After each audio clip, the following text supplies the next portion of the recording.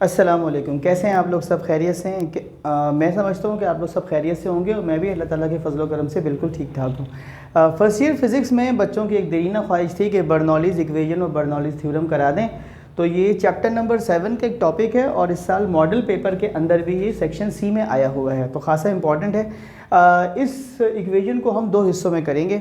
आज हम कर लेंगे इसका वर्डन, यहाँ निकाल लेंगे W1 और कल हम W2 यहाँ पर निकाल कर दोनों को ऐड करके मुकम्मल कर लेंगे। तो आज पार्ट 1 है, गौर से देखिएगा। इंशाअल्लाहुल अज़ीज़ आपको बहुत फ़ायदा होने वाला है, बहुत ही आसान तरीके से उसको समझाएंगे, ठीक है। पहले तो उसकी स्टेटमेंट देख लेते हैं। कहते हैं the sum of the pressure, kinetic energy and potential energy per unit volume of an ideal fluid throughout its steady flow remains constant. ठीक है, कि जब भी कोई फ्लूइड फ्लो करता है तो उसका pressure, kinetic energy, potential energy per unit volume उसके बहाव पर क्या रहता है, हमेशा कांस्टेंट रहता है। ठीक है, इसको साबित करने के लिए उन्होंने ये डायग्राम बनाई है। तो आप पहले ये डायग्राम को देख लीजिए कि इसके दो एंड्स हैं। इसको हम कह रहे हैं पॉइंट 1, इसको हम कह रहे हैं पॉइंट 2। जैसा कि आप देख सकते हैं कि एक पाइप है जिससे हम एक इनकम्प्रेसिबल और नॉन विस्कस फ्लूइड को यहाँ से फ्लो करवाएंगे और इस फ्लो करते करते यहाँ तक ये पहुँचेगा।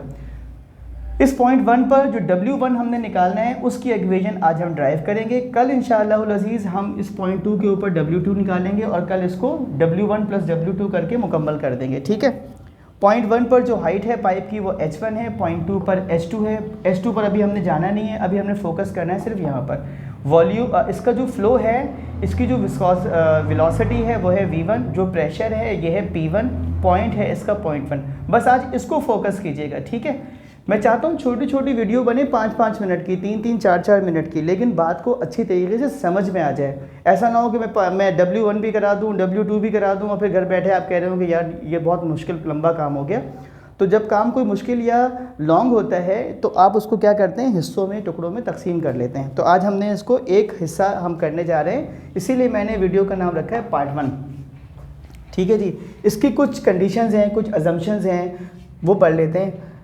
वो क्या है, the flow must be steady, यानी जो बहाव है ये बिल्कुल कैसा होना चाहिए, यकसा, रवानी के साथ। ठीक है, स्ट्रीमलाइन।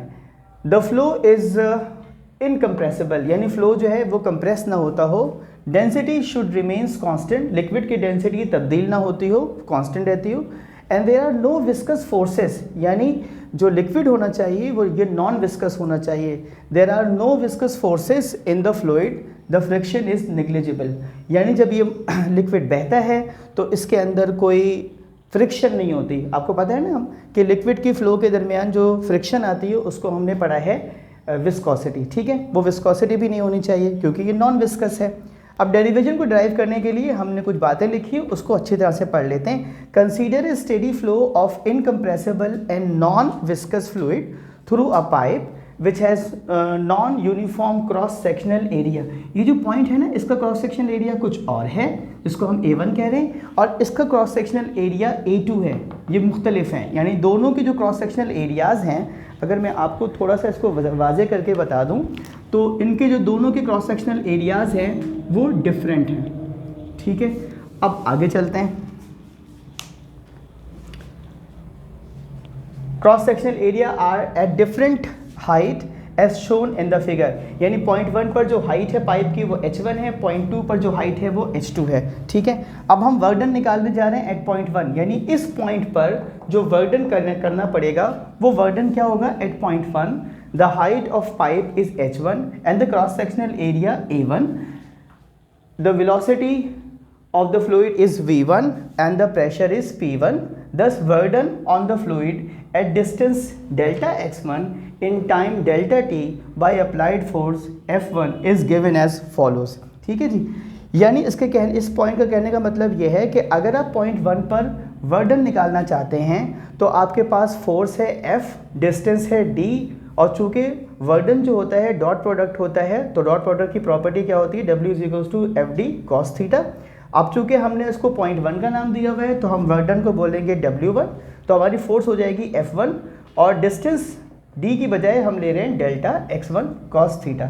ठीक है, और अगर हम ये करना चाहें, इस W1 को लेना चाहें कॉस डॉट प्रोडक्ट की फॉर्म में, तो हम कह सकते हैं W is equals to FD अब हम कह रहे हैं W1 is equals to F1 delta X1, ठीक है।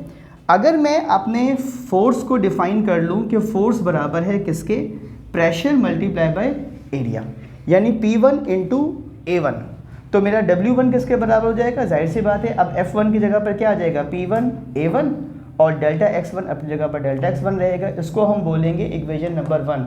बस सारी समझने वाली बात यहाँ तक की थी। आप आज इसको याद करेंगे, W1 is equals to P1 A1 delta X1 equation number 1, और ये कंटिन्यू रहेगा मेरा लेक्चर। कल इंशाअल्लाहुल अज़ीज़ हम इस लेक्चर का दूसरा हिस्सा करेंगे और ये इस तरह आपका बर्नौलीज़ थ्योरम मुकम्मल हो जाएगा। अपना बहुत ख्याल रखिएगा। वीडियो पसंद आई हो तो लाइक कीजिएगा, शेयर कीजिएगा, और भी टॉपिक्स बताइएगा जो आपको पढ़ने हो, समझने हो, इंशाअल्लाहुल अज़ीज़ वो भी डिस्कस करेंगे। अल्लाह हाफ़िज़।